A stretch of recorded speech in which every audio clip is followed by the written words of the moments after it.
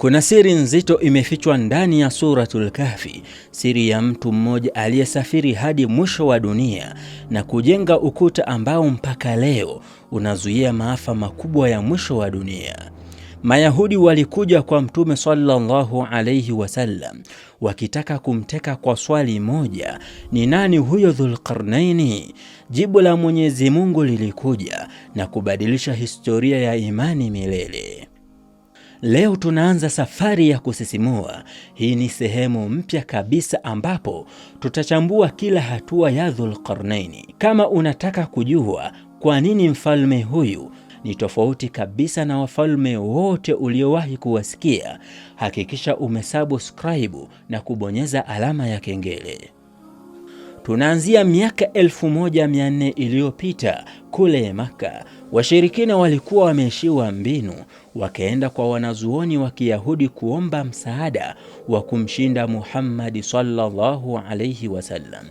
Wayahudi wakawapa maswali matatu, na moja lilikuwa: muulizeni kuhusu mtu aliyepita mashariki na magharibi ya ardhi. Walijua hakuna mtu angeweza kujua habari hizo isipokuwa nabii wa kweli. Allah akashusha aya: wanakuuliza habari za Dhulqarnaini, waambie nitakusomeeni baadhi ya hadithi yake.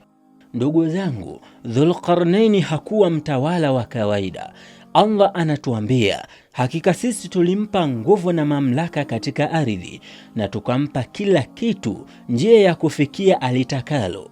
Neno sababa limetajwa ndani ya Qur'ani kumhusu yeye, linamaanisha Allah alimfungulia milango ya elimu, teknolojia ya kijeshi na mbinu za usafiri ambazo hazikuwahi kuonekana.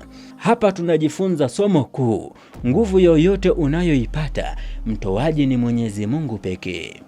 Dhulqarnaini alianza safari yake ya kwanza kuelekea magharibi. Aliendelea kusafiri kwa muda mrefu hadi akafika mahali pa ajabu sana, mahali ambapo akili ya mwanadamu husita kuelewa. Qur'ani inaeleza kwamba aliona jua likizama kama kwenye chemchemu yenye tope jeusi, ainin hamia, na hapo hapo Allah akampa chaguo: ewe Dhulqarnaini, unaweza kuadhibu au unaweza kuwafanyia wema. Sasa fikiria, mtawala mwenye nguvu zote mikononi mwake atafanya nini?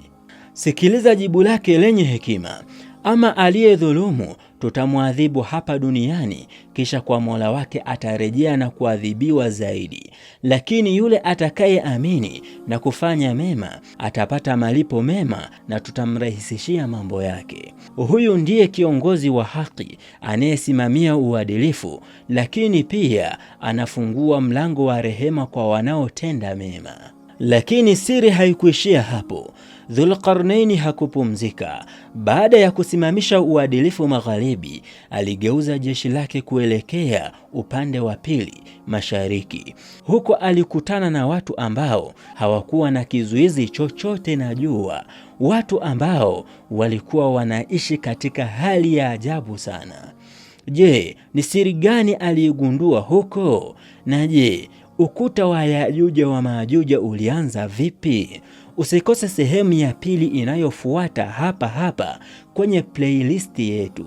Gonga like kama unataka sehemu ya pili. Hii ni Islamic Book Story. Karibu tukusogeze katika historia ya Uislamu. Assalamu alaikum wa rahmatullahi wa barakatuh.